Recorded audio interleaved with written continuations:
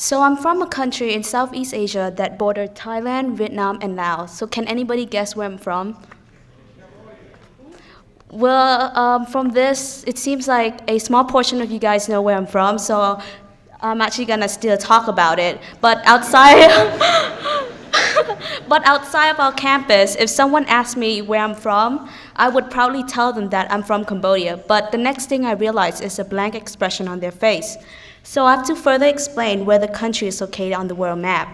So today I'm gonna talk about my home country, Cambodia, that have a native name, Kampuchea. So the capital city of Cambodia is Phnom Penh, which is smaller than Dallas, but it have a population size that is bigger than Dallas. So there it is right there. So if you visit Cambodia, don't even try to look for McDonald's because the majority of the population cannot afford to pay more than $2 per meal. According to CIA World Factbook, in 2014, 20% of the population is still living under the poverty line. The official language of Cambodia is Khmer. I believe that not many of you here have heard this language before, even though it have a history that can be traced back to 600 AD. So today, let me teach you how to say hello and goodbye in Khmer. So to say hello, you would say Suasday, and to say goodbye, you would say Lia Hai. I don't want to discourage anyone who might want to learn this language, but I have to say it's a difficult language to learn. Because instead of having 26 letters in the alphabet like the English language, it actually have 35 consonant, 10 supplement consonant, 16 dependent vowels, and 14 independent vowels.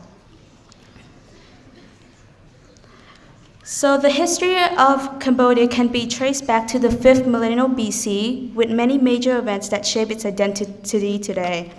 And one of those major events that marked the success of the early period in Cambodian history is the construction of Angkor Wat, which began in the early 12th century under the king Soyawaraman I and completed under the king Jayawaraman I.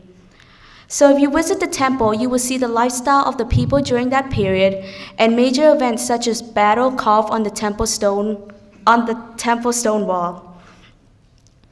So this temple complex is the world's largest religious monument with a size of 402 acres.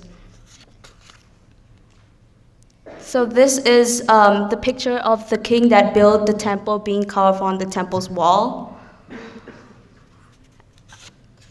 So Edward Joseph Toynbee, who's a famous British historian, once said that Angkor is perhaps the greatest of man essay in a rectangular architecture that has yet been brought to life. So Angkor Wat resonate deeply among Cambodians as a symbol of pride. As a result, the symbol of Angkor Wat appears in the center of the Cambodian flag to represent the nation's glorious heritage. But this flag was replaced in 1975 by the Democratic Kampuchea flag when the Khmer Rouge overthrew the existing government and established a vicious regime that lasted until 1979. I would compare this period in Cambodian history with the Dark Age because this regime had hindered the spread of the nation's rich culture, causes economic deterioration and death of millions of Cambodians through forced labors and genocide. As a side note, if I were to live during this period, I would have not survived because they killed everyone with glasses. This is because they believe that people with glasses are educated and wealthy. As a result, there's a high chance that these people will rebel against the new ruling and prevents the government from establishing an agrarian system. When this regime ended, Cambodia reclaimed its original flag and began to rebuild the country economy, governments, and education system from scratch. And this effort is still going on today. After listening to my speech, I hope that you have a better understanding of my home country, Cambodia. Thank you.